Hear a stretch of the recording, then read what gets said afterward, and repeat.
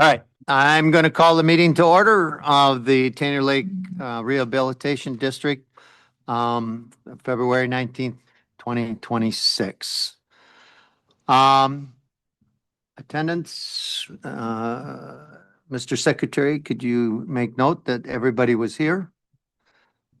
I will have a motion would like a motion to approve the agenda and meeting minutes of 1/15/2026. Has there been any other minutes submitted for the committees? Don't think so. Tom, what's that? Did I give you a sheet? We had a. Yeah, ours were finalized, but they weren't distributed yet. Okay, Okay, so it'll just be for the agenda and the regular meeting minutes of 1/15/2026. I'll make a motion to approve the meeting minutes. Second. There's been a motion and a second. Any discussion of those minutes or agenda? Hearing none, all those in favor signify by saying aye. Aye. Opposed? Motion carries. Recognition of visitor and visitor comments. Seeing nobody sprinting to the podium, we'll move on. Commissioner communication, does anybody have anything they would like to communicate to the rest of the board?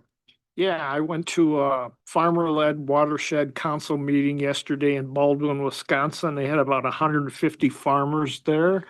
And we had 3 speakers, and they all talked about uses of nitrogen. And the consensus was, don't use any more nitrogen than you absolutely have to. And I was really amazed that how environmental the farmers were. And very good meeting. Free lunch too. Even better. Anything else? Okay, I did have I had coffee with Casey Yalley, and maybe you read in the newsletter. We talked about their upcoming survey. She has since sent me an email indicating that because of some issues with the funding from the tribes or something like that, they're going to push back the survey that was scheduled for this year. Now they're going to push it back to 2027. So just a short update on that. I had asked her a couple other questions, and I'll send those emails out to you right now or a little later. There's something else I talked to somebody about, but I can't remember what it was. Tom and I met with Representative I'm blanking on Moses. And we talked to him. What we're trying to do is find out what kind of timeline that we have to have, and what the process and procedure is to start asking the legislature for the possibility of some financial help. And so we're kind of setting that stage. She was very helpful. It was a very worthwhile conversation. Other than that, does anybody else have anything they want to mention? Just put it on people's radar. I think a lot of people on the board got an email about there are some wake boating bills that are in the legislature right now, and there are 2 competing bills, and one is mostly sponsored by the boating industry, and then there's another one that is supported by I think it's the Lakes at stake. Yeah, Wisconsin Lakes. And so just to be aware, and if you have an opinion on it, maybe contact your legislator. I already have and voiced my opinion about that. So it would, essentially, one of the bills would take away any ability for local municipalities and lake districts to have any of their own, any local control. And it would be subject to state regulations. So just to be aware. Thank you for that. And then on another note too, that the law firm of Weld Riley out of Eau Claire has notified the town of Land O'Lakes they will be filing a lawsuit against them for enacting an ordinance on their lakes banning or restricting wake boats. This is the second one now. First one was the town of Scott in Burnett County. So I can tell you right now that the plan from Weld Riley's point of view is if they win that first case in October of this year, they're going to file against all 70 municipalities that have put out an ordinance on wake boats. Now, is there work banning the use of them or with the restrictions of depth and distance from shore? Yeah, I'd have to look at it individually. I think it's banning probably on the first one. The second one may be restricting, but I'm not positive on Okay. that. Because I think there's a couple of different things at play. What Jim was saying about in the one bill, there is this line that says that municipalities cannot make any ordinance more restrictive than what that law is. The other thing with the ban on the wake boats, in some lakes, they've gone to 500 feet from shore and then 20 feet of water. And whereas some lakes have gone to banning them outright, the use of them. So it kind of varies as to, there's a lot of different things up in the air. I had given Chuck some information. There were some people on the Natural Resource Board that had asked the DNR to come out with some guidance on it, and I didn't bring it to you, Chuck, because I just got it. The Natural Resource Board, or the DNR, came back and said they don't have the legal authority to limit or make any rules on wake boats. So the DNR is out of it. So it's all in the hands of the legislature, and that's always an interesting proposition when you make natural resources a political entity. So that's where it stands. Anything else? Committee, oh wait, treasurer's report.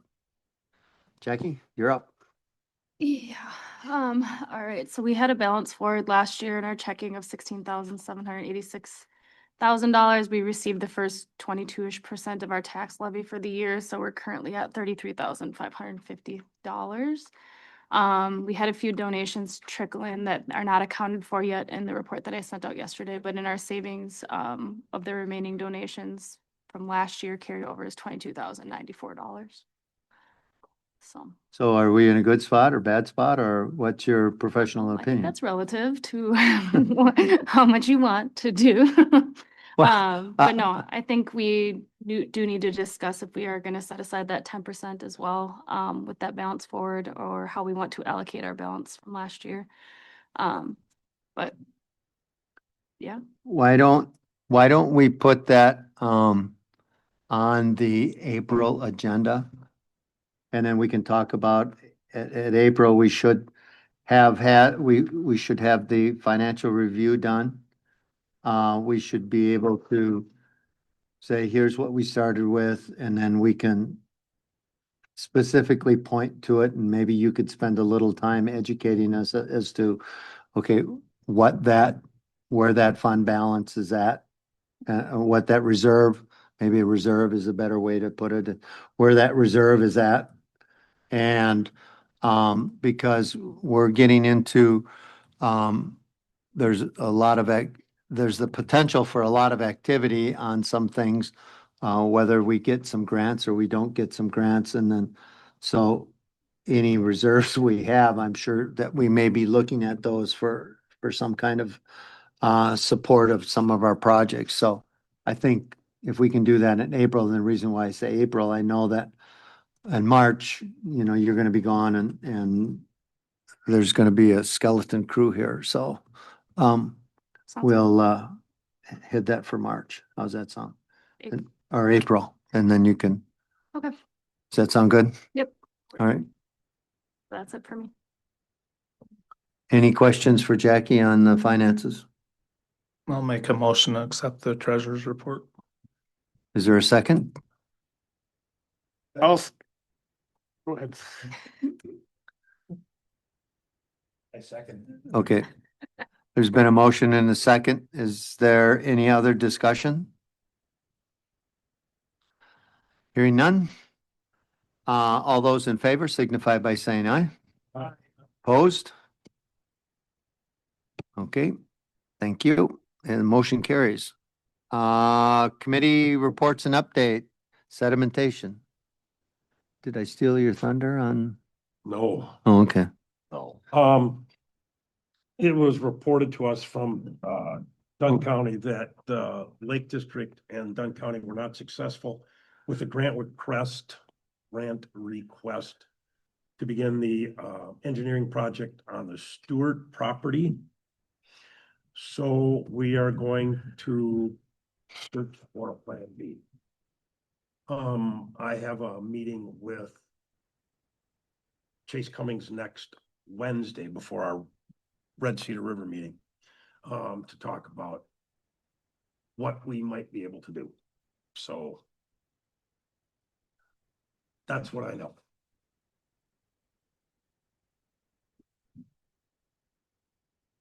Okay. Any questions for Tom on sedimentation? How much was the projected cost for the engineering study? The two studies, I think, are gonna be about 35,000. We budgeted $3,000 and, the grant proposal was for the 12,000, so we could get the, first round done. And then the second round will be about another 20,000, and that's going to vary some simply based on the first study, the first engineering study, so.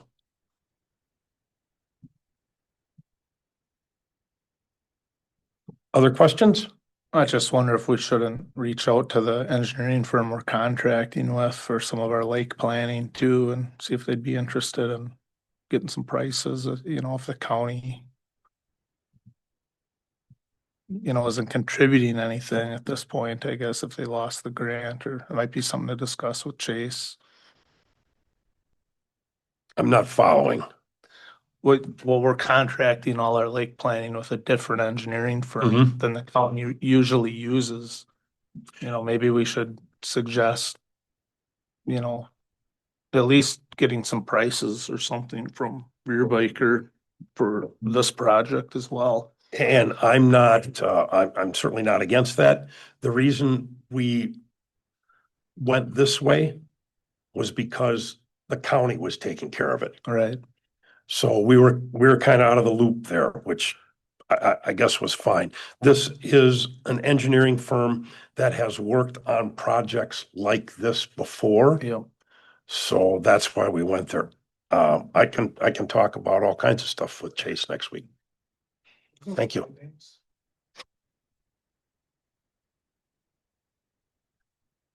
Okay, anything else on sedimentation? Aquatic vegetation? We're gonna have a subcommittee meeting Wednesday, March 4th, 7 p.m., Tainter Town Hall. I'll be getting an agenda out shortly, 7 p.m.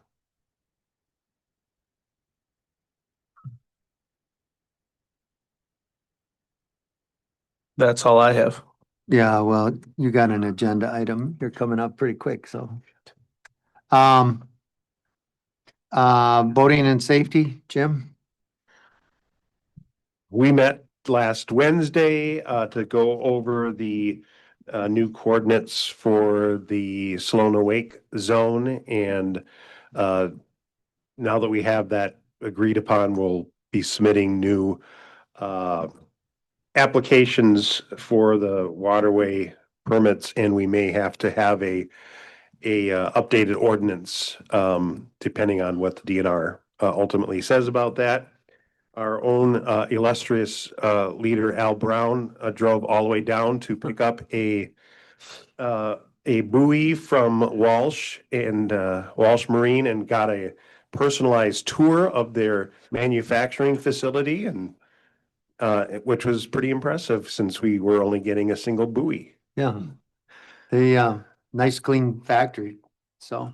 So we're gonna kind of, the reason for getting that Walsh Marine buoy was comparing it with the ones that we got from Taylor Made to see if there's a difference in quality and how they're manufactured. And there's really not a difference in price they're comparable. So that's all we have. And then our next meeting will be the first Wednesday of March at Jake's Supper Club at 5 o'clock.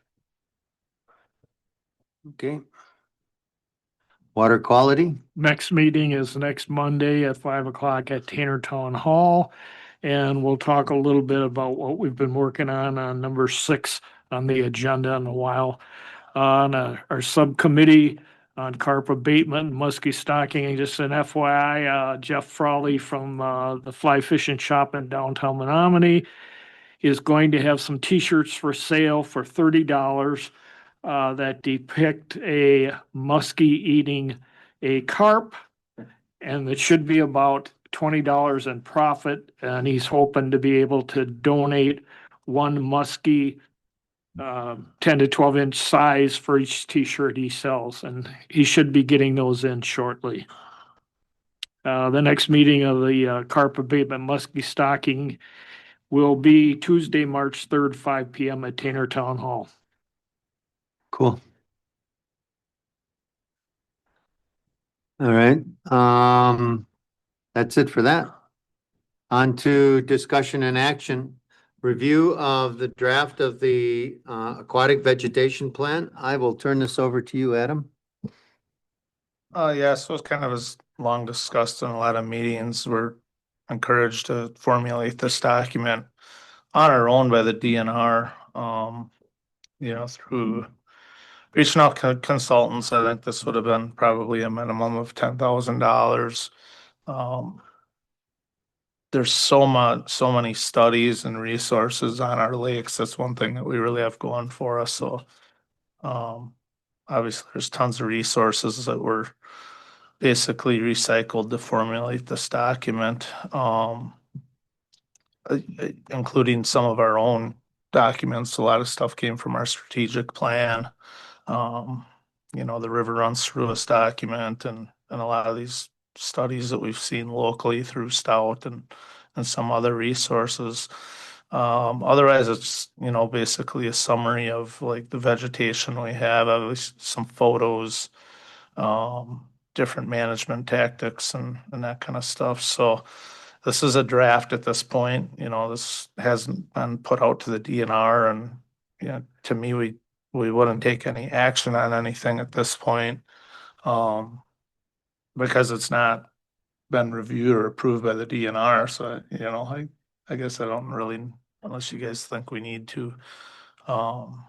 Just want to get it out in front of everyone to view and if you have any questions or see what people's thoughts are. So. The point, and first of all, I want to thank Adam for spending the time to put this plan together. I thought it looked extremely professional, and his support staff, and he did a really good job of putting it together. But when Adam and I were talking about it, it's like, okay, please read through it, and if there's things that you catch that don't make sense or something like that, now is the time to do it. Once we get a plan together, and You know, that's not the time, once we get an approved plan, to have all kinds of changes. So what we're trying to do is give it to you guys first, to look through. And then, Adam is gonna submit it, to, Tyler, for review. I'm sure we'll have to do something. I mean, I've never submitted a plan to the state where you didn't have to do something different to it. But then, but at least you've seen it first, so. And then incorporated in this is our 26 harvesting like permit maps too, and that hasn't been approved, so I think I'm, in this plan, I'm trying to leak that to the DNR to get feedback before we do the actual permit, so that's kind of want to get this out in front of them because we got to get going on our permitting for this summer, so. And I push for some expansion, especially on the Hay River side, and so. So what's our timeline? Do we have to have it submitted? I'd like to get it to them pretty soon, and I'm expecting some back and forth from them. And then I don't really know how it's gonna work out with the DNR, but basically, they might look at these permit maps and be like, yeah, no, you gotta cut that back or whatever. I would probably expect that, but, or alter it, but we can permit aside from this, like, we don't need this completed to permit is my understanding. But annually, this gets reviewed and then part of our like harvesting permitting is tied into this document. So this will get like an annual alteration is kind of my understanding, so.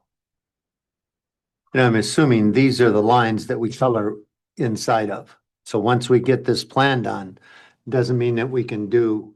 So now is the time to, if there's other things we should be including in here, once the plan is submitted and approved, then that means we can't color outside those lines at that point also.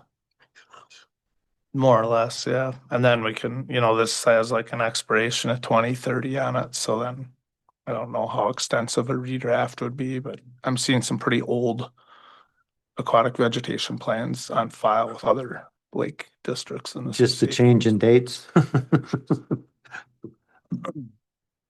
So yeah, if anyone has any questions or concerns or ideas or input, I just wanted to put it in front of everybody. Kind of where I'm at. Any questions for Adam?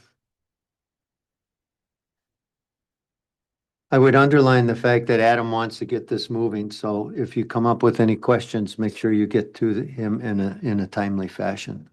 Thank you, Adam. Yep. Is there anything else on that topic? Okay, discussion and action upon potential solutions to the changes in function and support of the Tainter Lake Rehabilitation District electronic hosting and email accounts. That's a long verbiage for our Gmail accounts are changing. But I tried to encompass a lot of different things in that whole sentence, so I'm gonna turn it over to Jim. So Google decided that, and this, I'm gonna get technical because there's no other way to just talk about what they're doing. And this applies to anybody who uses, like I do, a personal Gmail account to retrieve your mail. They are going to stop letting you do that. So anybody that like I think I've been doing that for maybe 12, 15 years. They have decided that they don't want to provide that service anymore because what's called pop mail is inherently insecure and has all sorts of issues. And so with their own sort of structure, they are going to eventually eliminate it. Now, that was supposed to be at the end of January. They haven't shut it off yet. Could happen any day. Probably has happened to some people. And there is no good alternative to that. If you're used to using Gmail for retrieving your mail, and like many of us have, you just won't be able to do it. And like I said, there's no alternative. You can I can set up our server to automatically forward to a Gmail account. However, the problem with that is Gmail or Google says that this is a solution. But once mail starts getting forwarded, there's going to be somebody that's getting garbage mail to their account. And then eventually Google will say, hey, you guys are forwarding garbage, and they will block our server from forwarding that mail to your Gmail account. So there are a couple of different options. There's a company called like Post Direct that has basically they have what's called a Google API that allows them to talk to Google's server so that mail can get forwarded. The only problem with that is then the mail is forwarded. It's not just, replied to, so you don't have that, you're not going to have that, some of your mail is not going to wind up on the server. It's still getting forwarded. That's an option. There's also the option, if you're familiar with using Outlook, or there's a free alternative called Thunderbird, which I used to use years ago. You can use Thunderbird or Outlook to check your Tainter Lake mail. And right now I'm exploring Thunderbird with my own personal and business email accounts. You can also upgrade to a Google Workplace account. So you could still use a Gmail that is through Google Workspace. If we were to go that route, it would be roughly, it depends on the provider, but it would be roughly about $5 to $7 a month per email account that we would have set up as a workspace account.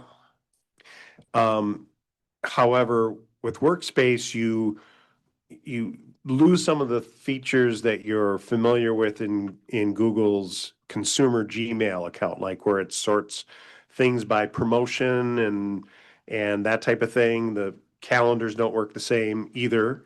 They're similar if you're used to using Gmail. I have a workspace account through one of my businesses I work with, so they set me up with an email address. And to me, it's a little annoying because it doesn't automatically separate stuff. But that is an option. You can also decide, you know what, I don't want to deal with it, and I'm not going to use a Tanner Lake District email address anymore. And you're just going to set up your own Gmail if that's what you're used to. That's a consumer one that is just, like Tom Bill's Tanner Lake at gmail.com and do it that way. There's like no wrong answer. But if as a commission, we decide to do something, like if we decided to do a Google Workspace account, we would have costs involved. Doing Thunderbird is free. Anybody can set it up. Works on a phone. It'll actually check your Gmail, which is kind of cool. It also goes and retrieves the calendar and puts it in its own frame on the side of Thunderbird. So that's slick. We'll work on your phone as well. It doesn't sort like Gmail. It's a little bit, so you have to get used to a new interface. But right now, that's kind of where I'm leaning on just my own personal thing. However, it might be worthwhile to explore doing a Google Workspace account for the district so that everything stays in Google's environment and do it that way. I mean, right now, some of you may have noticed as you get email from other people, there usually will be a little flag on it saying that this isn't like a verified email. Like all my email from Al says that because of how it's been set up, just as far as like retrieving that mail. And so doing a workspace account kind of eliminates that from happening at all. So, again, there's just no perfect option. It's really awful. I'm really frustrated with Google, but not really sure how to properly deal with it. So, Hey, Jim, I have a question. Yeah, Is Google getting rid of like your personal Gmail? Nope. Gmail? nope. It's, And also, once this like gets shut off, all your previous mail that you've retrieved stays there. It doesn't disappear. Everything stays there. Just your ability to automatically go get it and deposit it into your Gmail account disappears at that point. But your previous mail all stays there. If you then use like Thunderbird or Outlook, I don't know how Outlook works. I hate Outlook, so I just don't use it. But Thunderbird will go get your Gmail and retrieve it and put it in all the same folders and everything that you have, except for it doesn't sort it by promotions and that thing that Gmail does at the top. So you won't lose any mail. At some point, you will lose the ability to retrieve the mail automatically. So the options are to have it forwarded to your Gmail account, to have everything switched over to a Google Workspace account, to use a different email reader like Thunderbird or Outlook, or use like that Post Direct to have it forwarded. I haven't tried that out to see how well that works as far as getting it to your Gmail account. With the Thunderbird platform, will we have to change our email address or will that? Nope. Link just like Hotmail does? Yeah, in fact, you switch it from POP to IMAP, so it works like Gmail does. It leaves copies on the server and you can then log in on another device and have your outgoing mail like you have on Gmail. So, you just don't have you have to have it learn a different interface. For people who use Outlook, very similar to that. It's kind of built the same way. It's just again a free thing, and you can try it out. You can, like I said, you can download it for free. It'll walk you through the steps for how you do it, as long as you remember your password to your account, and you set it up as IMAP, and then it will go. And you can even set it up for Gmail real easily, and it will go log in to your Gmail account and go get all your stuff from there. So you'll have all your previous messages on there. So, I mean, you don't have to make any decision today, but at some point they're going to shut it off. I think that they announced this in the middle of last year, but they did it in some tech area where nobody actually reads it. And there's only the tech geeks were talking about it. And then suddenly now people have been noticing it.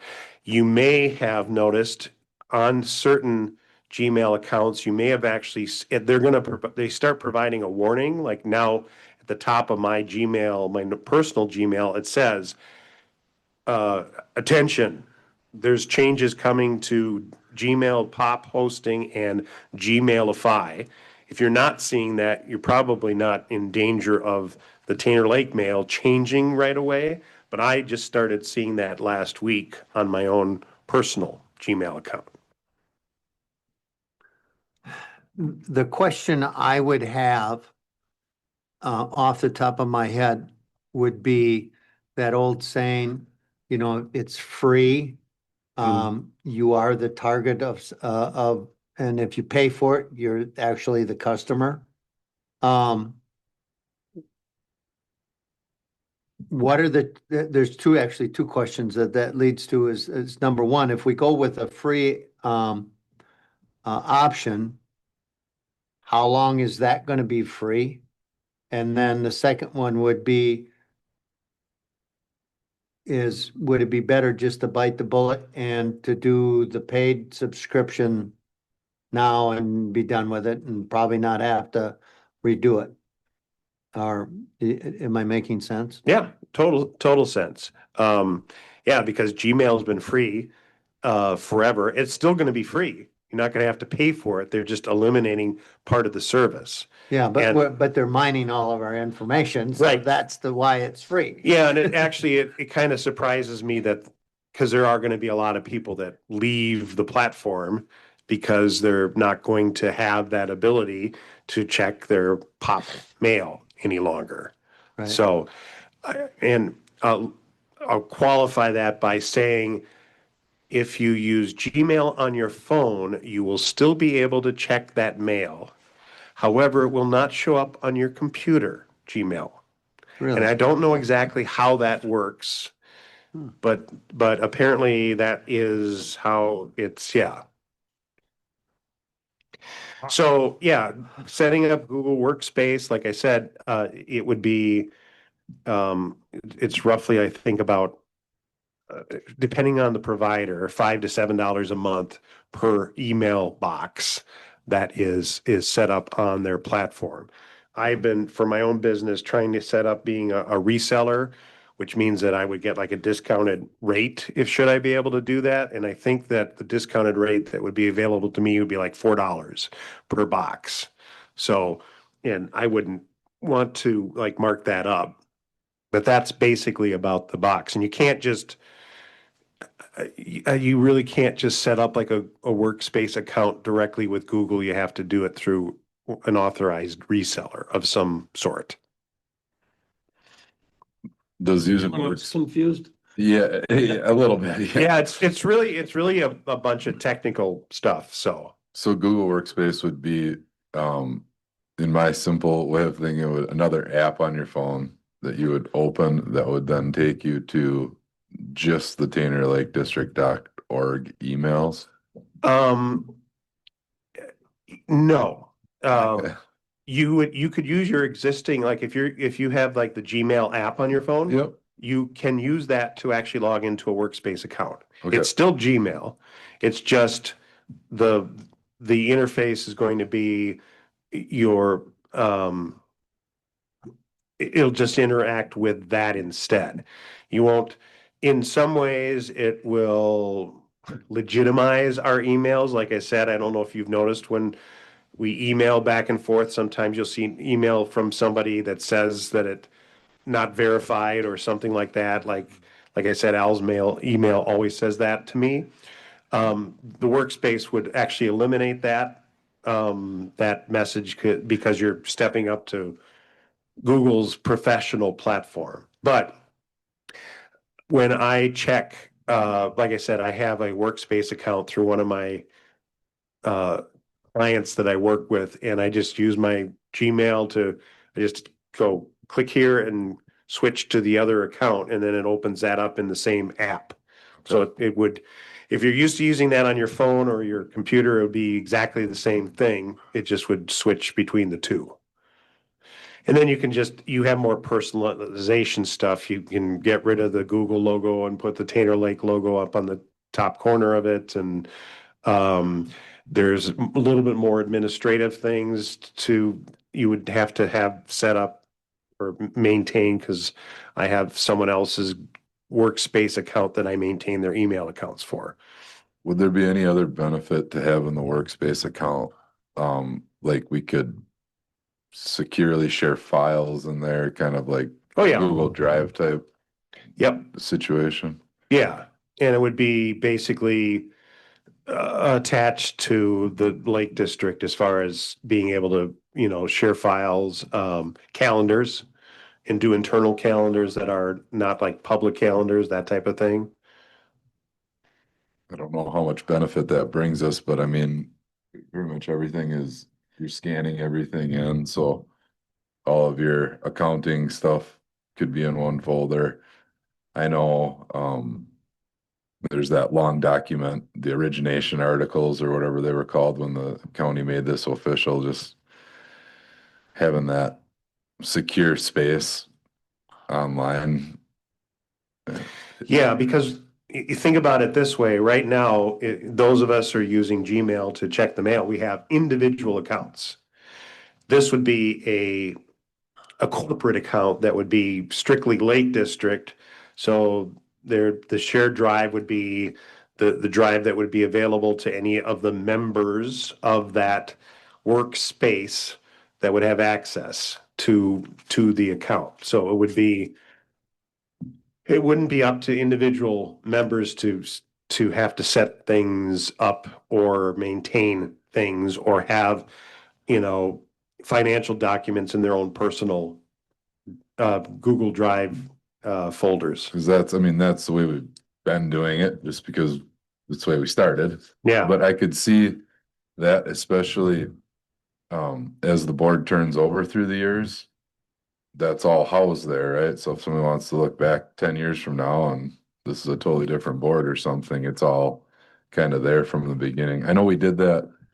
It was through the Microsoft thing, but we ended up doing that with, that work where we have a bunch of, it's called SharePoint. Bunch Yeah, of stuff yep. goes in there and you can just click in and, it's a big library we built basically in there now. Yeah, workspace, that's what Drive works is like Microsoft SharePoint, that Okay. type of thing.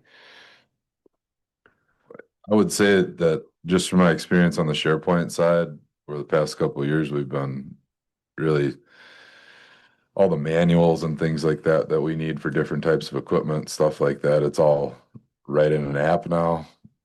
A technician can open it up and search for whatever they're looking for. And there's a learning curve there that I probably haven't even fully, crested the hill on, but Yeah. I could, just a way to justify spending that money a little bit more than checking an email. Well, and unlike SharePoint and like going to them, because that would be another option, would be going on to a complete Microsoft platform and setting an Exchange server up and all of that stuff. The advantage of Google Workspace is that it's already an environment that everybody, at least here, is somewhat familiar with. So the learning curve would not be as big and I think it's less expensive than having like individual seats in an Exchange server environment. Plus, I hate Microsoft. I just don't just Yeah, it's if I not have to made- use it, sure. If everybody on the board says that's the way we're going, I'll say go ahead and someone else set it up because I'm not touching it. No, I wouldn't push one over the other. I kind of had to use both here for the last year, and it doesn't, for me personally, the emails, as long as I know where I have to go to log in and read them, at the end of the day, that's more or less my concern. But I didn't know much about the workspace, so that's why I wanted to bring up those questions, just see Yeah. if we saw any other value in it other than just the email. Yeah, and actually, until you brought that up, I didn't think about some of that. I've been just kind of focused on the email side of things. But as an organization, I mean, the county here was also on Google Workspace for the longest time. They, I don't, I'm not, they got some sort of deal or something to switch to Microsoft, much to the chagrin of most people who are used to using the Google Workspace here. Um, because that forced everybody to start using Teams and all that other stuff. But it made sense from an organization standpoint, and now having this discussion, I'm going, well, this really makes sense from an organizational standpoint to have a platform assigned to the organization as opposed to people having individual Gmail accounts that they can use to, check their mail and share documents and that type of thing. Yeah, I agree. I think the ability to have that central, whatever you want to call it, cloud-based storage where I know part of the reason we did it for work was, if something happens to somebody, right? Yeah, right. Like, you go get in a car accident, and all of a sudden, all that stuff was on your personal email, and now we're scrambling looking for a password to this account or whatever report we needed. Um, that was a kind of security was probably the number one thing. And then after that, like just having a centralized place where you can go look for stuff if something bad were to happen or somebody quit and walked out, kind of thing. So, um, like I said, it doesn't make too much difference to me, but just after the conversation, that's probably where I would lean is go to the workspace thing, get all of our important documents in there. And then going forward, that's just where everything's shared from and you can go access things through that. Jackie, we haven't heard from you yet. Yeah. Yeah, I looked at Microsoft is similar cost. I'm a Microsoft person, so, but I agree, like everything financial is on my personal Google Drive. So yeah, if I left willingly or unwillingly, you wouldn't have access to that. So I think that thinking about the document storage is important too. But yeah, I like the email forwarding because if I don't see it right away, I might not do it. So it's kind of hard to go away from the pop side where you like Outlook where you can forward stuff too, but I don't think we have much of a choice. And what if we were to set up workspace, unlike right now, like with a consumer, I'll call it, consumer Gmail account, it has to go get your mail. And some of you have noticed, it doesn't go get it right away. It gets it depending on how much you use your mail. So like my normal Jim at EasyLink mail, it goes and gets it every like minute. It gets it like a lot. I can go look and I can see, oh, my Tainter Lake mail hasn't been checked in an hour and a half or something like that. Workspace, it moves the email off of like my server where the website is hosted to Google's server. So you would no longer have that delay with mail. It would be instantaneous because it takes, there would no longer be a pop retrieval. It would be part of the server, meaning that, you'd send a mail from your Taylor Lake mail and it would go, like if Grant sent something to Jackie, she would get it instantly and not have to go click check the mail for me because I know there's something there. Yeah, I think that's the only reason I'm not on the PayPal account because you have to get it in 15 minutes and I get it in 36 every single time. I can't get into that account. Yeah, yeah, yeah, if it eliminates that pain in the butt, I'm all. Yeah, and I don't know if you guys know the workaround where you click on accounts and then tell it to go get your mail to do it, because I have to do that when I log into PayPal to get in there. I have to tell it to go check it and then check it and then check it again and check it again, and hopefully it gets it in that 10-minute window of time. So that would go away with a workspace account. Yeah, I mean, it's gonna be $600,000 a year. That's a good chunk of money when you're looking at. But I think it's important. People need it. The more we do and the more, like you said, turnover and such that. Well, and I think turnover is one thing, and I think security is another. Our loss of, just like you were saying, Grant, I think that because I see our processes becoming more sophisticated, not less, because we're already writing grants. We're going to be writing multiple grants. Right now, we're in the writing stage, but just wait until we get some grants. And well, and Jackie, just the files that you and I shared with Kay Cole, I mean, there was, and then Jackie couldn't get it on my Lake District account, so it was on my personal account.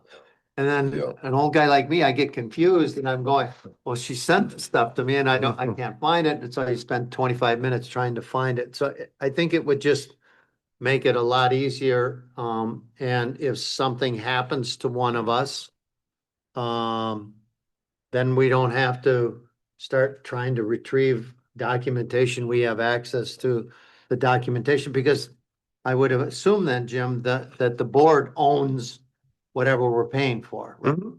Yeah. And so that we'd have access to that. Yeah, it can happen. I mean, what happened to us at Spurted is about 5 years ago. It was super sad. Our main accountant bookkeeper in Spring Valley, that advanced area there, just randomly died through a blood clot, and the day after Thanksgiving, she's gone. And obviously, that's a lot to deal with, just losing somebody. But then I went and sat down at her desk, and I was looking like around her computer and she just had sticky notes everywhere with like little passwords written on them. And I'm like, we don't know any of this. Mhm. I looked at my dad, I'm like, do you know what any of it? She just had it all in her head. And it was a terrible situation. Obviously, losing her was way more important than having to figure out some accounts, but it took months to figure out, re-get people's name on stuff. Like, it was a big mess. And if we could avoid that for the future of this board, it might be worth $30 a month. Not saying that something like that's necessarily gonna happen, but Well, there's a couple of us here that are in our seventies. There's I- a possibility, law of Everyone's averages. getting pretty close. I lived through it once, and I mean, you know, you think about now we have like just a simple secure shared document where here's the vendor login information for, you know, all the different people, all the different kind of like online places you go to order things. That's all in there. Um, we store all of our financial reporting in there, and one that not everybody has access to, but ownership does. So you can do a lot of really, you can basically build out a library of your entire organization and give access to who needs to have access to it. So all of our grant work could be in there under a folder. Everything you would want to save for an audit could be in there under a folder. I mean, there'd be a lot of different things we could do with it. So. Adam and Chuck, you want to weigh in on this or? I think we should move forward with it, and we saved $1,000 at the last budget meeting, but just by eliminating subcommittee postings in the Colfax Messenger. So there's where we can come up with the money right there. And if we need to scrape it up at the budget meeting this summer, I'm sure we can figure it out. I am, that's a good point, Adam. I am in favor of, spending the money if it makes it easy. Jim, you're a bit of a techie guru. And the rest of us all have different comfort levels with technology. Really? Yeah. So, I am all for keeping it simple. Or I shouldn't say necessarily simple. I'm trainable. Well, But- that's the whole thing about doing like a workspace account. You're already used to everything, everybody on this board uses Gmail. It's gonna be the same Gmail. It'll look a little different because it won't have the promotions tabs at the top, but I think it's a lot more customizable, but it'll be the same sort of thing. And you'll be able to import all your existing stuff. It'll look the same. Your addresses would be the same. All your correspondence would be there. It would just, instead of being these individual accounts, it would be an account that would be owned by the district. Chuck? I'm 75 next month and I got two sons that are IT guys, and between Jim Zons and my two sons, I'm hoping to get through this.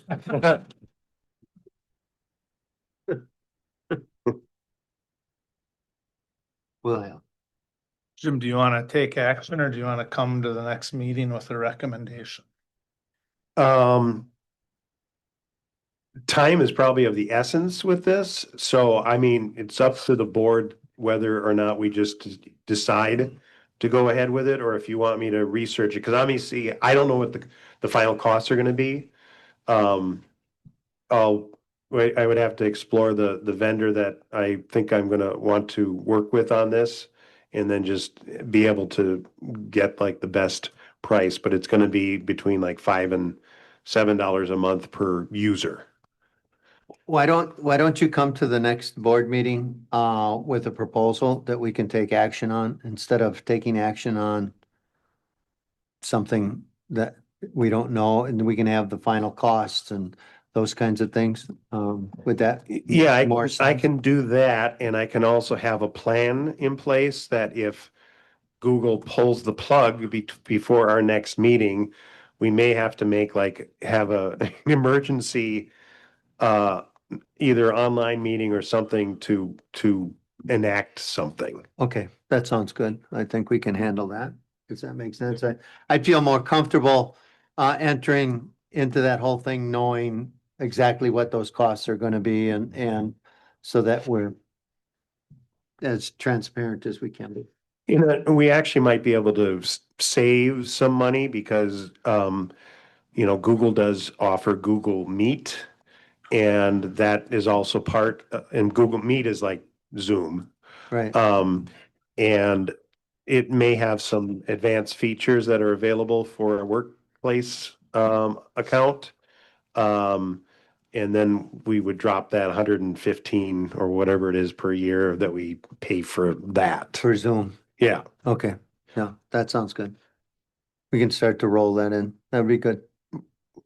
Yeah. All right, so I'm gonna put you on the agenda, probably a shorter agenda item than this one, but so that I'm gonna put it down as a Google Workspace proposal. Okay, Yep. and or at least yeah, let's just call it what it is, a Google Workspace proposal. Okay, anything else? Anybody? Is everybody okay with that? All right, I don't think we need to take action on that, but so we can move on. Approval to contribute to the ecology internship. Tom, I think this was your agenda item. It is. Last year, we donated to the $250 to the ecology intern that works for the county each summer. And this was organized by the Dunn County Alliance of Sporting and Environmental Groups, which we are a member. And it's a good use of our money because these interns stay in the area. And they work on local projects. And maybe most important is we have access to this intern. If you guys can find work for this intern, all we have to do is get it on their schedule. So it's not like we're just giving away the money. We can actually get some work out of this person. And the last two people that have been in this position have been really top notch. So it's my hope that people are willing to donate $250. I'll make a motion and we donate $250 to the Dunn County. I'll second it. Intern program. There's been a motion to contribute $250 to the ecology internship.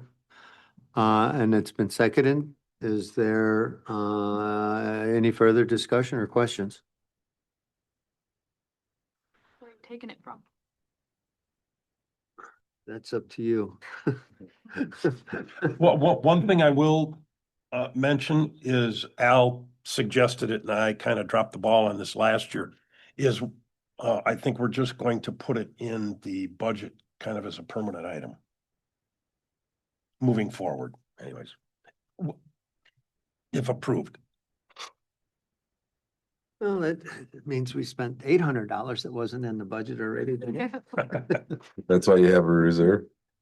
Exactly. Which is now 75% gone. Okay, there's been a motion and a second. All those in favor signify by saying aye. Aye. Opposed? Motion carries.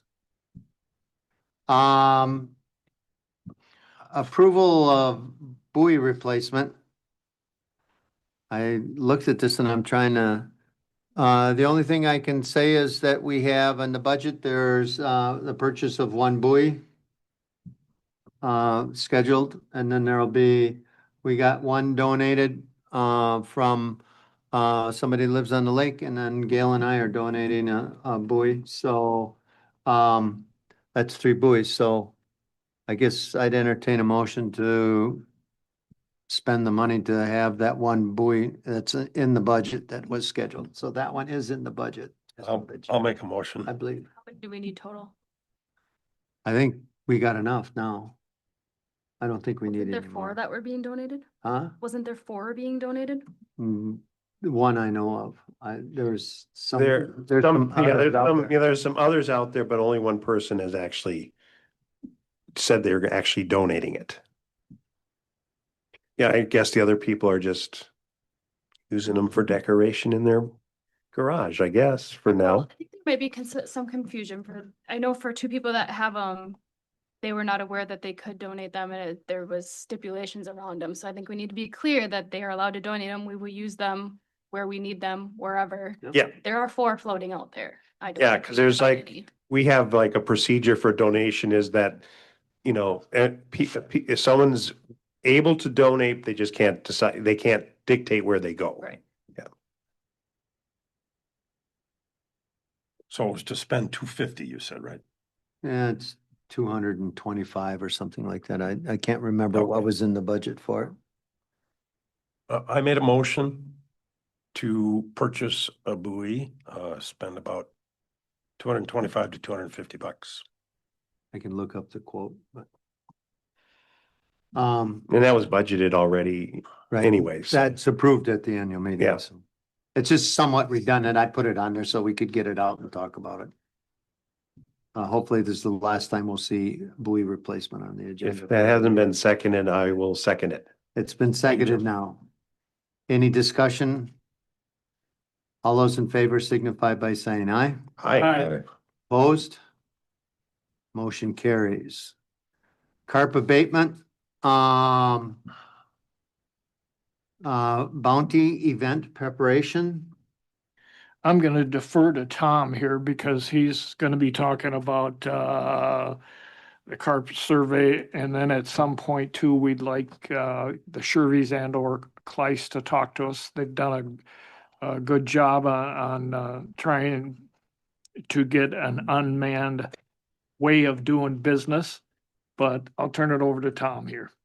Thanks, Chuck. The bounty event this year, proposed dates are May 29th to July 14th, June 14th. May what? May. May 29th to 29th. June 14th, yeah. Now, those are the outside dates. We're not gonna continue it to June 14th if the water temperature warms up too much where the carp aren't active, et cetera. So we had to have dates so we could ask Elk Point if we could use their boat landing during that time. I sent them an email last night. I'm hoping to hear back from them very soon. If I don't, I will stop there this weekend. It's a good excuse to get out of the house and ask about those dates. Let's see, what else did we want to say, Chuck? Can we check the dates again? For some reason, I had May 25th. Is that what you said? No, it was May 29th. Was it which May is a 29th? Friday. Okay, Yeah. thank you. Yep. We are also planning to have a second trailer at Kleist Landing. Both locations should be signed, and we'll have more on that later. I emailed Scott Nabafield of Dunn County last night to find out if we could stage a trailer, a small trailer, at Kleist Landing. And that will just offer some options for people if they want to use the south end of the lake without having to go through the channel. Especially if they're using a jet boat, they won't be making a lot of noise, waking us up. So I think that's what we have, all we have for the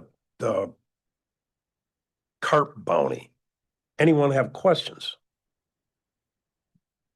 So if I understand this right, and I think I do, but the goal is this year is to not necessarily have somebody at the boat landing 24/7, that we have a self-registration. And then our job will be to pick up the carp on a daily basis. Yep. And like you said, we're hoping to keep those trailers unmanned as much as possible. And I think a lot of that will be covered when we have our visitors discuss the plan. Okay. Any other questions? Did you want to speak to that? Have them speak now? We can, absolutely.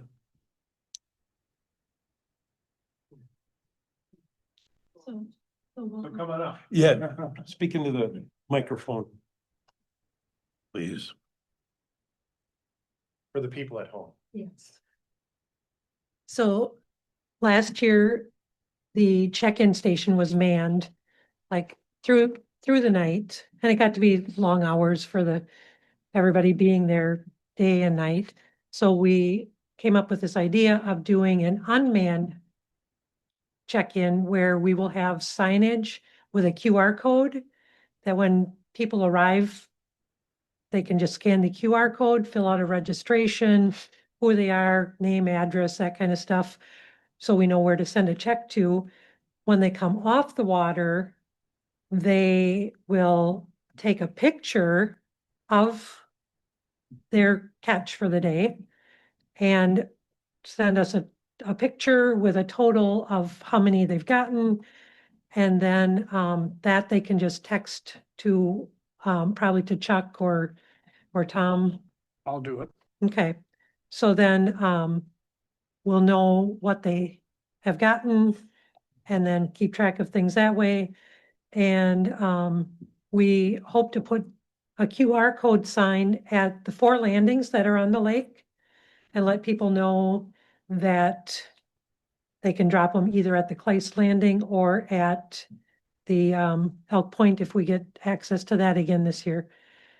Hopefully that'll simplify things for the people that put in a lot of hours last year manning the station. We can still have people checking in.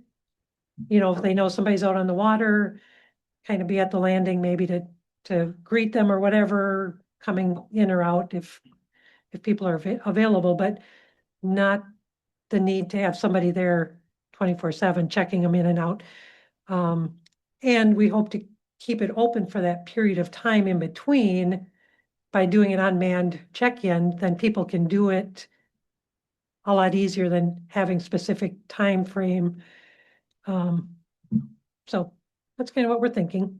So I think I can probably do that, the form that they're directed to with the QR code, so they actually can attach the photo to the form. Okay, And that'll save, texting people or whatever, that it's just they fill it out and then they attach the photo to the form and boom, they're done. and something that we wanted to find out is once they register, is there a way that someone can be notified that someone's registered so we know that somebody's on the water? You mean like when they filled out the form? Yeah, Cause are they gonna have to fill out the form before they fish or is it afterwards? we're hoping when they put in on the water, the signage would be to scan the QR code and register when you go on the water. Yeah, cause if they're filling out a form, that the notification can just be made so that it gets sent to whoever email Like when address. an email account. Mhm. Okay, so And then, multiple email accounts too, if it's necessary. okay. I think that answers our questions. I think that's achieving the goal that we're trying to reach. Nice job, Barb. Any other questions? Thank you, Shervies and Kleis. One other thing, we were talking about signage and we are hoping that we can get signage donated for the event, of a vinyl sign for each location. More on that when we have an answer, I guess. And if that doesn't work out, I know that they've worked with a printing company that I think they had 8 signs printed last year. That was like $100. So if we need 4 of them, I would guess it's less than $50. Jeff Frawley was in on this free sign thing, right, Yeah, Barb? yeah, Jeff was gonna check with Peter at Jake's. He thought Peter would potentially do the vinyl signs. But we'll find out more on that. Who was he checking with? Peter Yeah. from Jake's, Really? Okay, he said he has the ability to print them, okay. so. I would say that, the non-manning thing is nice. But I think the more important piece is that this opens up that, carp hunting for more time. So that it can take Yep. it, so that the carp can determine when we should be shooting them, not necessarily the weekend that we have free. And so that if they're rolling on a Tuesday night, these guys that shoot these things on a regular basis, there's a whole internal form of communication, and they'll be there to hunt, and it's I think that's important because I think that would increase our success rates. I think that's what happened last year is we missed the ideal time frame because we had it just on the weekends, so, Yeah, well, it happened Sunday afternoon. right.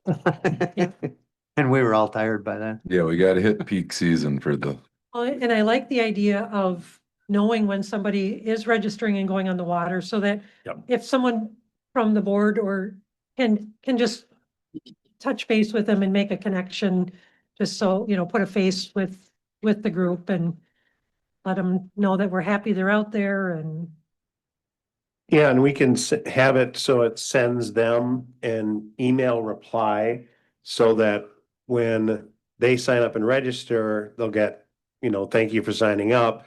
Reply to this email with your photo of your catch, again, to make it so someone's not having to collect those that same way, so.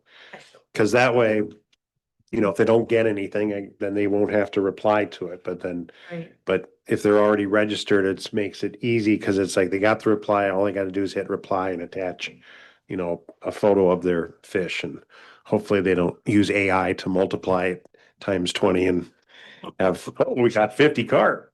Well, and we'll be, seeing the trailers, so, we'll have an idea of what's going on. I knew that you would have the answer, the QR code answer for us, so. Wear my tech crown, I guess, today. You're it. My brain hurts. Good. Thank you. Thank you, Barb. I think we'll buy you a couple of cold ones at Jake's next time, Jim. Okay, and again, thank you to the Kleist and the Shervies for your work on this. We appreciate that. Carp study survey proposal. All right, there was hope, although, kind of brief, that the DNR might be able to help us out with some carp numbers, but they plan to do their survey early in the spring, which doesn't work for carp. And now that it's moved off till the following, to the following year, it's kind of a moot point. I received an estimate that I forwarded to the board from Shemek Baher, who is at Carp Solutions. I have also emailed and been in contact with a gentleman from another company, and he was going to get a hold of me last week, and he never did. So Shemek's or Carp Solutions bid is higher than what we had budgeted last year. But it's also very thorough. They do 3 days of electrofishing, and they will do a bait test, which is kind of neat because they'll be able to see how fast they can attract carp. The bait test will be with cracked corn, like they use in their capture videos, which is, if you haven't seen the videos, let me know. I can send them to you. They're pretty cool. They will doing an otolith extraction and aging, which will help them determine how often this might need to be done. And then, of course, they charge us for mileage, and then there's a charge for report and analysis. The total comes to $7,235. The survey will take place end of August, beginning of September. That's the best time to do a population study on carp. It's far different than with game fish. At our meeting Tuesday night, we approved, or I shouldn't say we approved, we recommended Carp Solutions and their bid of $7,235 for this service. It's my understanding, or it was our understanding, that $10,000 is the threshold. Since this company never got back to us, I don't know how reliable they are. We would just like to stick with Carp Solutions because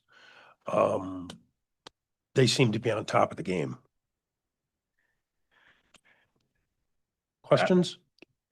Dave, I know that you're kind of working on a bid too, but I kind of agree with Tom that Carp Solutions is kind of the juggernaut out there for carp things. So I'm in favor of going with Carp Solutions, even if someone would come in a little bit less. I think these guys are real legit. The one I was talking to, I mentioned what the bid was, and he said that was a very low bid. Oh, good. Okay. Good. There was a question at the meeting the other night too, which was an important question. And it was, can we ride in the boat when they're electrofishing? And since I'm doing the asking, I nominate myself as the official boat rider. Yeah. Go for it, buddy. Yeah. It's probably not nearly as exciting as you'd like to think, but Are they gonna be able to access these areas of thick vegetation, like like, do they have an airboat or how do they get through this stuff? Cause I'm worried that they're not gonna be able to electrofish in these areas where all this carp are and produce false loads. Shemek is very familiar with Tainter Lake. So I think he probably understands the challenges that come with it. Show them some of the pictures in our plan. Yeah, and So it'd be I will, bad. if approved here tonight, I will be in contact with him next week and find out the next step, because I think it's important that we get on his schedule. And then what's the goal of the survey? The goal of the survey, in my opinion, is to kind of put this to rest. We've had anecdotal knowledge of carp in this lake forever. I mean, all of us have heard stories from our grandpa or our uncle or, someone in the family that talks about being able to walk across the lake on top of carp. I don't know if that's the case or not. I know absolutely nothing about fishing. But if the fish are there, then we can discuss removing them. If they aren't there, then we can move on to something else.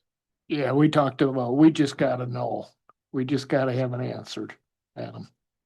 Yeah, I see value in having an answer. Yep. I also think Shemek was willing to do an online meeting with us during one of our things. He's been responsive. Certainly always want to be like responsible with how you spend money, but at the end of the day, if you've got a good contractor that you can trust and is reliable, a lot of times that's better than the cheap guy. Yeah, and we just learned that it's a good bid. It's competitive. Yeah, and I think it's pretty unarguable that there's a really significant carp population. I'd hate to see these areas that I see a ton of them boiling and rolling and not get Mhm. electrofished, and then get some obscure results, so hopefully they can get to these areas Cause I know when I was trying to shoot them with a boat last summer, I couldn't get my pontoon boat to them, you Right. know, so. Well, and like I said before, I know this is $2,235 above what was budgeted for it. I have to speak to two groups that have already promised donations.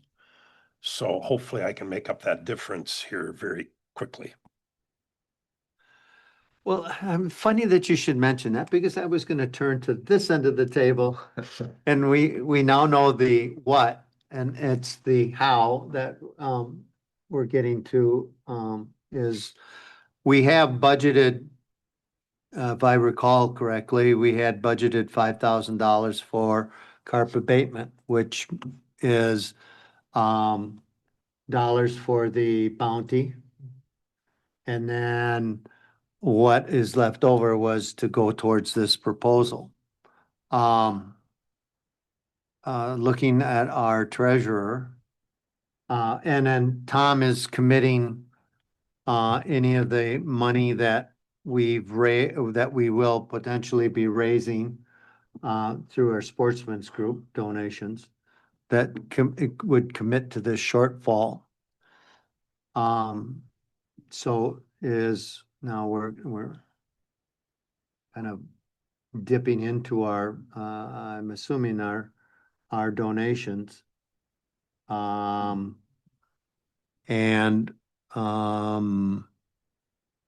we need to talk about that. So I guess the simple way of asking this is, can we afford it? The increase, number one, and number two, if we can, it's the, how are we going to afford it? Just so that we have, because we've already tonight, committed money to go to a workspace, which is money that wasn't in the budget, and we've, $250 in the, those are small dollar amounts that I think if we get into a pinch, it's no problem, but now I'm thinking if it's over $1,000, I think we need to talk about where we're gonna take it from in the donation portion of it. And so that it's purposely done and not just casually done. Would this fall under sedimentation? No, Or do you, so general, I mean, we have general donations. yeah, it would be more general. Is there any money in the water quality fund donation? 3,175. 3,000? Well, are you okay with that? Some of that is going for, I know some of that is from your birthday money. I know. I, But I think that's such a cool thing, but anyway. I don't know how much money we'll need this year. I know we probably have to pay for the nitrogen tests, 297 times two, $594. And some of that's in the budget too, but I don't know if it was just one testing station or two, but Well, so because it's a water quality endeavor, yep. I would say that if we take that shortfall from the water quality, in other words, when we go to our sportsman's club, we would ask for donations to complete this study. And then whatever shortcomings other than that would come from the water quality donations. Yeah, I think that makes a lot of sense because the only other major commitment we have is to pay the bill to Vierbacher Engineering out of fundraised dollars, correct? Yep. What was that total?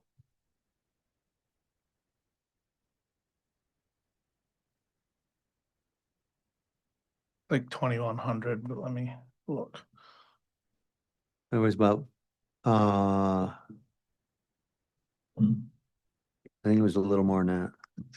Yeah, I had 5,000 in my head for some reason, but I That was very for, much wrong on that. That was if we did the boating and recreational facility grant, which wouldn't be till fall. Oh, Hang on. I just don't want to spend money we don't have. Right. It's February, we have money. Yeah. They Yeah, have it I know. now. We got lots of checks, but we have a $39,000 thing in August. So that's like, Well, last year, if my memory serves me correctly, which is a little bit risky, but we didn't pay out all that much in carp bounties last year. $600. We're gonna- $600. we're gonna do better this year. Okay, yeah, I guess there's that angle. How much was some dollars maybe carried over from last year's carp bounty budget that would be part of our reserve now? Yeah, I think there's $2,364 carried over from last year, but I don't know where that went or where it It's is. just in the account, That you know, that's just goes part to of, the that's part of that reserve stuff that we, you know, when we do a good job as a board and we underspend our budget, we end up with money left over. You know, it's fairly simple that way. And I think that's why, you know, even though some people haven't always agreed with why we do that at our annual meetings, I mean, these are the reasons why. Right. Because no matter how great of a planner you are or a budgeter you are, there's always unforeseen things that happen. Bids end up being a little bit higher than what you anticipated.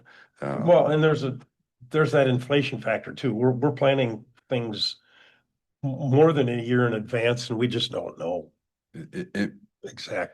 if you Fact can, figure. if you can go, if you can set a budget at the beginning of the year and end up hitting it perfectly every single year, I mean, you probably shouldn't be messing around on this Lake District board because I think there's some pretty big companies that would hire you for a lot more money that you could probably fund all this stuff. It's easy So- to do that. All you do is just say no to everything. Yeah, so Then you don't do anything.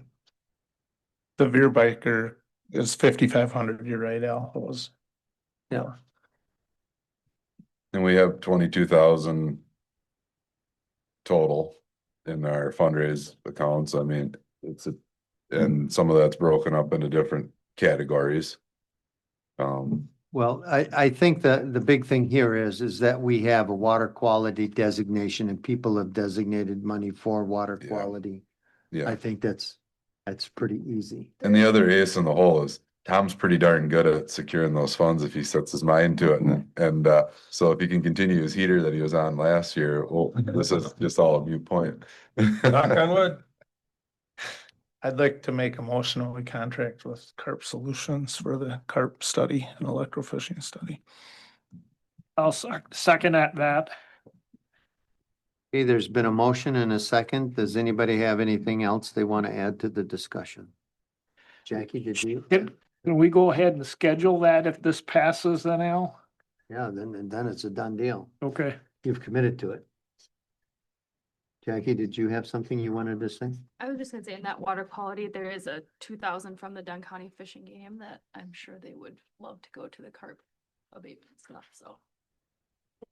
Okay. Most of that. Okay. All right, there's been a motion and a second, and discussion. Anything else that people wanted to add? Okay, all those in favor signify by saying aye. Aye. Opposed? Motion carries. Boat ramp cleaning station update. Chuck? Yeah, Kevin McGrath is my partner on this, on the boat launch ramp update, and I sent everybody a couple of Word documents. One was what exactly we had for power and water at our boat ramps, and one was aquatic invasive species kill ratio by what type of water or waterless cleaning stations you used. And that was requested from us by Tammy Traxler at Dunn County, and Kevin and I did that, and we're ready for a meeting with her and Austin Witt on this Friday at 2:00 down at Dunn County, and hopefully we can go get further into this process. I think we've done our due diligence and quite a bit of homework. FYI, the launch sites are really, even though the lamp, Jake's looks pretty new and everything, there's no power there, there's no water there. Kleist has power, but no outside water. Northwest Landing might have water, but there's no power, so none of the boat launch areas are ADA certified, so, you know, Northwest Landing is 1958. I don't know about clients, but that's pretty old too, and pretty tight area to get boats in and out of there. And so we'll see what we can do with Dunn County, and I think we have to kind of push them to see how much money they want to spend, if they want to do one a year or whatever. But I think we've done our homework, and hot water is the best way to kill them. Unfortunately, we don't have water at outside water at 2 of the 3 sites, so I'm not sure exactly where this is gonna go. Menominee has just the cold water blast from the hose, and I don't know where this is gonna go, to be honest with you. We're gonna do our best to try to do the right thing and ask Dunn County to do the right thing. I'll let you know how that meeting goes. Any questions?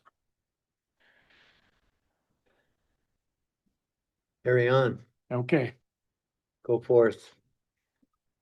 You guys are doing good.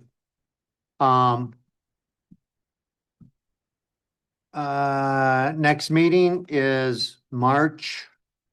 It'd be March 19th, wouldn't it?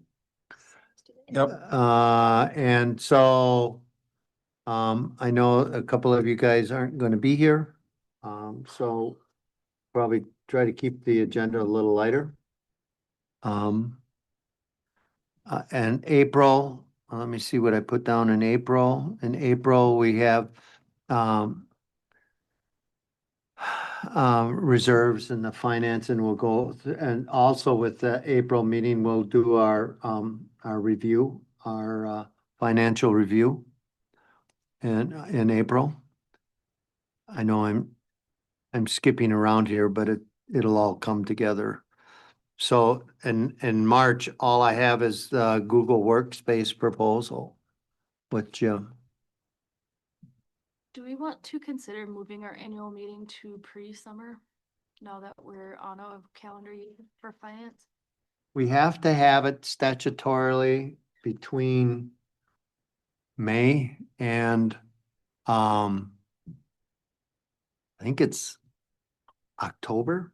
I mean, there's some dates that we have to have that in. The,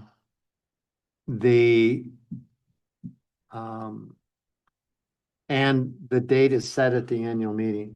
So if you're considering moving that, I think we chose the first week of August because most non-residents are here and sometimes, so. Now Huh. I think October. Huh? I think almost October would be better. You get what things actually cost for the previous year. You're coming off that, and you can set things for the next year. You're closer to the end of the year, so you're estimating 2 months instead of. It's certainly, believe it or not, in April, March and April, if you're thinking of project ideas, now's the time to be putting them together. As I've said before, when we put the budget together, if you don't have I always figured that we have to have by June board meeting, we have to have a draft approved for the annual meeting, the approved budget, the approved proposed budget to put out at the annual meeting, because those annual meeting notices go out. I take them to the printer the 1st of July. So that means in June. So that means we have to have discussions in May and formulating the beginnings in April.